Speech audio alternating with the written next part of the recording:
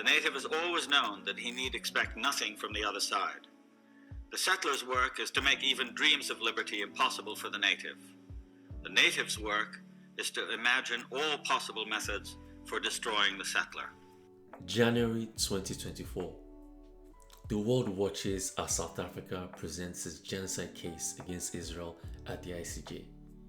Global South nations rally behind Palestine in solidarity. Then Germany drops a bombshell. Despite decades of never again rhetoric about their own Holocaust, Germany rejects South Africa's genocide case and backs Israel's military action in Gaza. The hypocrisy is staggering. But then came the most brutal response. The Namibian presidency unleashed a tweet that destroyed Germany's moral authority. As the tweet says, Germany cannot morally express commitment to the UN Convention Against Genocide while supporting the equivalent of a Holocaust in Gaza. Before we go on, all you need to do to support the channel is literally like, share, or subscribe. You support me to make more content like this and grow the channel. So yeah, let's get back into the story. Like Palestine, Namibia knows what it's like to live under apartheid and to be a victim of violent, racist settler colonialism. They know this because Germany committed the first Holocaust of the 20th century against them. In 1904, the blueprint that would later become the Nazi Holocaust was tested on African bodies in the deserts of Namibia. 80% of the Herero people wiped out. 50% of the Nama people exterminated. Same methods, same dehumanization, same systemic elimination. Yet, Germany still refuses to fully acknowledge its crimes in Namibia. It only recently acknowledged it as a genocide. The continued neglect and dehumanization of Namibians by Germany, it feels eerily similar to the treatments of Palestinians today. There is a reason countries from Southern Africa are always vocal in support of Palestine. We've seen that especially since October 7, and this is despite the fact that these countries have a relatively small Muslim population compared to the rest of Africa. The real reason is these countries have the most recent experience with settler colonialism. Unlike much of Africa, where colonial powers voluntarily withdrew, Southern African liberation required prolonged armed struggle lasting years or decades because of the significant European settler population in these countries. This recent historical experience for these new countries explains partly why South Africa feels the moral authority to lead the legal case against Israel. And it also explains why Namibia just cannot stomach Germany's position on this issue. The ideas and ideals underpinning the independence of South Africa and Namibia are fundamentally inconsistent with Zionism and the State of Israel. But here's where it really gets crazy. One of the most disappointing things I've seen this year was a pro-Israel protest in Kenya. This show of support happened to coincide with the anniversary of the October 7th attack by Hamas, known as Operation Al-Aqsa Flood. Like in the US, this support is partly fueled by Christian Zionist ideology in the country's large and rising evangelical movement. This movement is actively supported and partly funded by American evangelicals themselves. Ironically, many of these protesters don't even know this. They're not aware of the foreign influence on their opinion. Not really. Before creating the modern Zionist state, the British offered 13,000 square kilometers of the Mau escarpment, the Uasin Gishu Plateau in modern Kenya, to early Zionists. They were to create a Jewish state of this land. Theodor Herzl, the father of Zionism, brought this idea to the World Zionist Organization's 6th Congress in 1903 in Basel, Switzerland. After fierce debates, a motion to consider the plan was passed. A 3-person Zionist delegation even went to Kenya to inspect the land. Like the British settlers before them, they loved the Kenyan climate. High plateaus, lush grassland, what's there not to love? The problem? There was a large Maasai population already living there, frustrated with the growing British settlements in Kenya, and were unlikely to welcome Jewish settlements.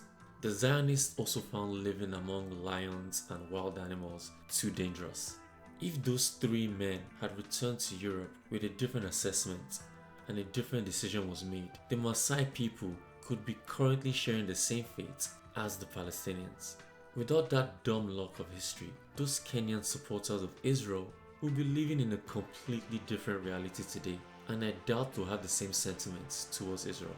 There's only one ideologically coherent position for anyone who believes in African independence or black liberation. Israel is a settler colonial state, just like British Kenya was. The same inhumane conditions, colonial violence, injustice, and rabid racism that forced leaders like Jomo Kenyatta, Jaramogi Odinga, and the legendary Dedan Kimathi to fight British occupation are the same forces inspiring Palestinian resistance groups since 1948. Frantz Fanon argued that the colonized people have a right to commit violence as a necessary response to the violence inherent in colonialism. In all armed struggles, there exists what we call the point of no return. Almost always, it is marked by huge and all-inclusive repression which engulfs all sectors of the colonial people.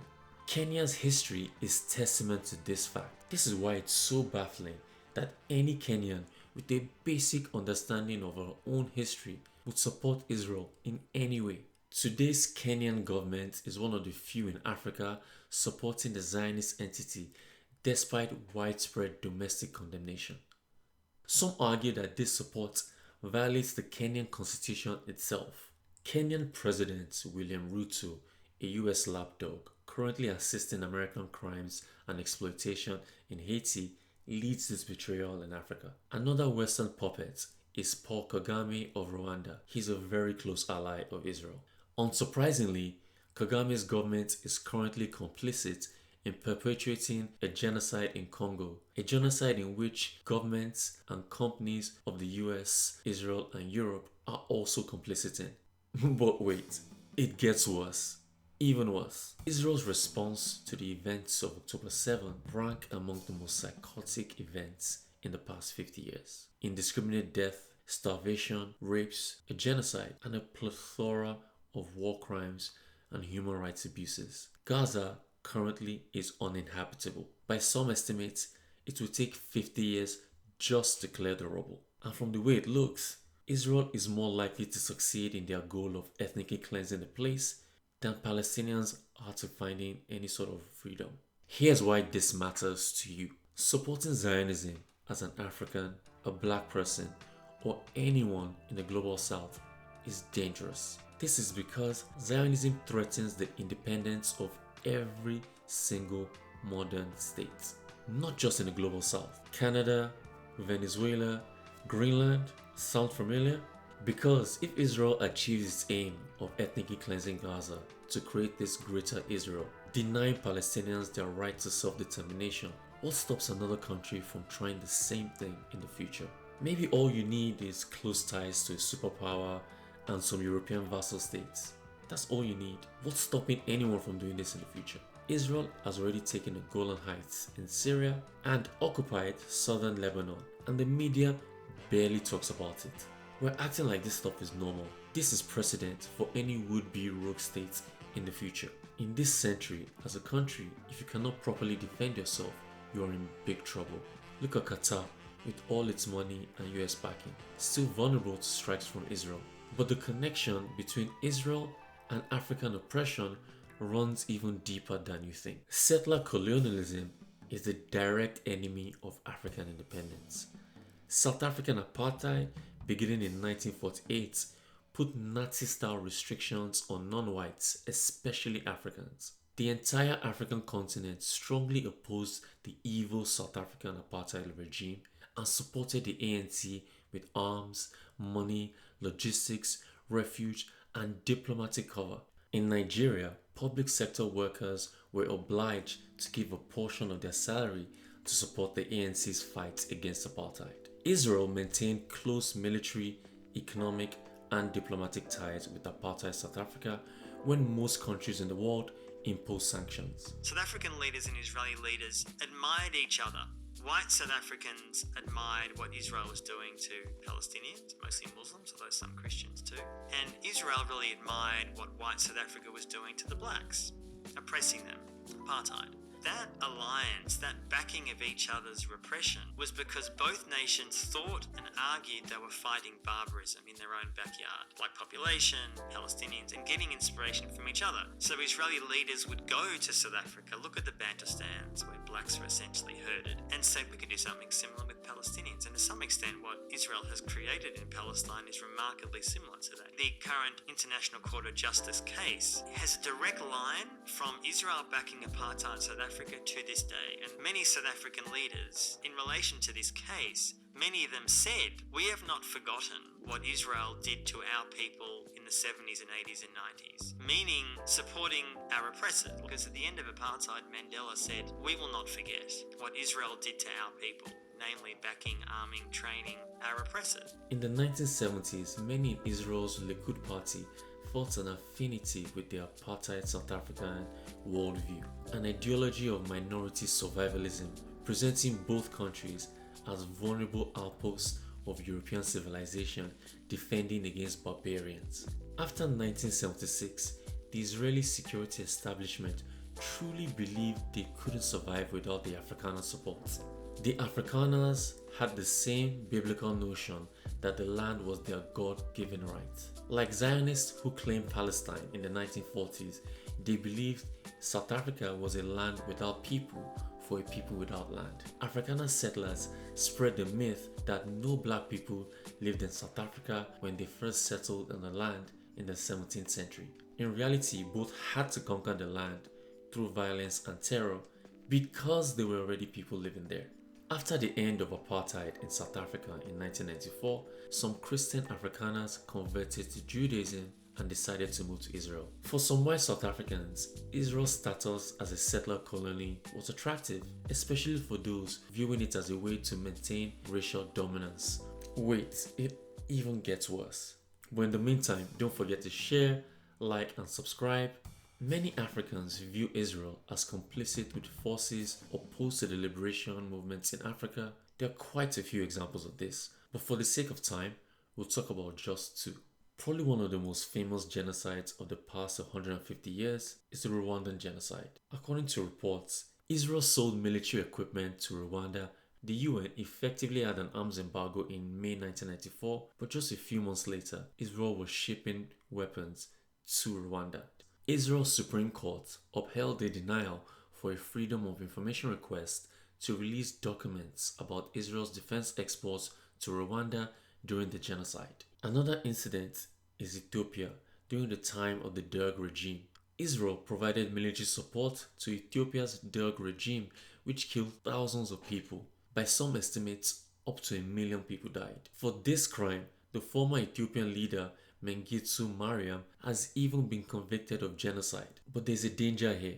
When Africans speak out against Israel, it gets tricky. Here's what happens. Just see what happened recently. It's no coincidence that after Nigeria's Vice President Kashim Shettima made a pro Palestine speech at the UN, the very next day we started hearing reports of a Christian genocide in Nigeria. This was a calculated media campaign. There was nothing spontaneous about it. It was a signal that Shettima had misstepped on the UN stage, and the powers that be, in this instance the US and Israel, were watching. Of course, the myth of a Christian genocide in Nigeria is backed by no real evidence. Ultimately, it's all part of a ploy to ensure the United States has access to strategic minerals in the Lake Chad Basin. Just about 24 hours after Shettima's speech, Bioma Ted Cruz pushed this myth far and wide. Nigeria is not exactly a revolutionary country. What is so strange about this is Nigeria's president is already a close ally to the US. In fact, is likely a CIA asset.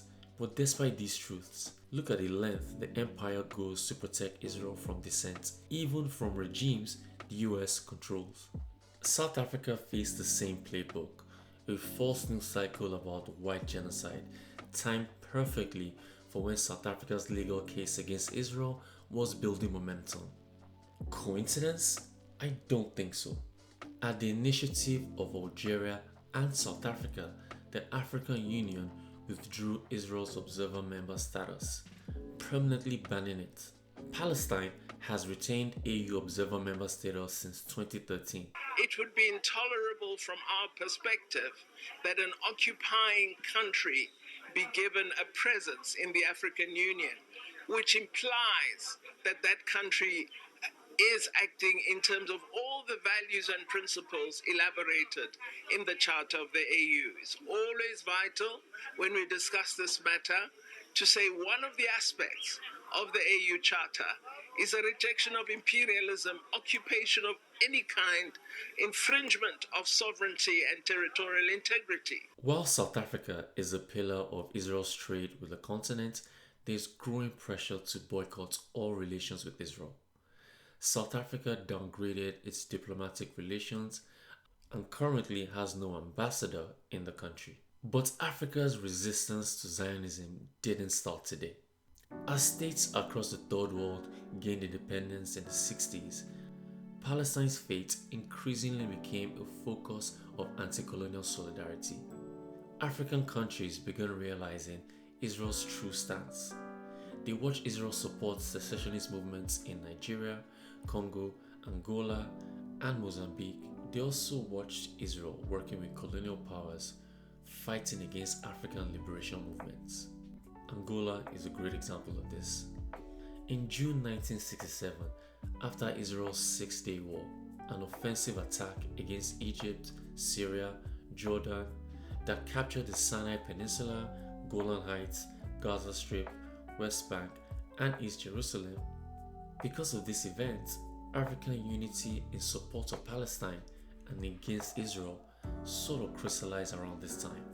Guinea's leader Ahmed Sékou Touré severed all diplomatic relations with Israel, expelling the Israeli ambassador along with all its experts and technicians from the country. The Organization of African Union, which is the predecessor to the African Union today, called on all its members to provide material and moral support to Arab countries. With the exception of Malawi, Lesotho, and Swaziland, Israel's diplomatic ties with most African states ceased.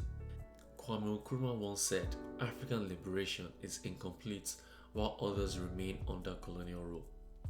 On October 4, 1984, Burkinabe revolutionary Thomas Sankara declared Zionism a tool of imperialism, compared it to apartheid, colonialism, and neocolonialism. By the 1980s, African revolutionary organizations viewed Palestinians as comrades. South Africa's ANC, Zimbabwe's ZANU, Namibia's SWAPO, and Mozambique's Fremilo. For Africa, Israel's genocide in Gaza has occurred alongside the rejection of French presence in the Sahel countries and the rise of Pan-African sentiments from leaders like Ibrahim Traoré in Burkina Faso. Apart from Liberia, no other African country voted against ceasefire resolutions at the UN. There have been pro-Palestine protests in front of Western embassies in Senegal, Nigeria, Kenya, and elsewhere. Opposition to normalization with Israel makes Western interests more vulnerable on the African continent. Look at this map of the symbolic UN resolution vote in October 2025. It was a vote on whether to start commemorating an International Day Against Colonialism in all its forms and manifestation. Looking at the final vote, only 2 countries voted against this, the US and Israel. The whole of Europe, Australia, Canada, New Zealand, and Japan abstained from this vote. But not surprisingly, the rest of the world voted for this motion. Even Russia and Serbia voted for it. This vote mirrors the results of UN resolutions providing diplomatic cover for Israel. This is an illustration of Western values. The truth is, the West will never hold Israel accountable due to their own lack of moral clarity, underpinned by European crimes against Jewish people over the centuries. Countries like Canada, the US, Australia, and New Zealand are found on this principle of settler colonialism, just like Israel today. They also don't have much of a moral authority in this matter. For Palestinians, salvation is more likely to come from former colonized people. This issue connects independence movements and struggles across Africa, Asia, Latin America, and the Middle East. The Gaza war has revealed the hypocrisy of Western liberal democracy as the global Free Palestine movement challenges the West's moral authority.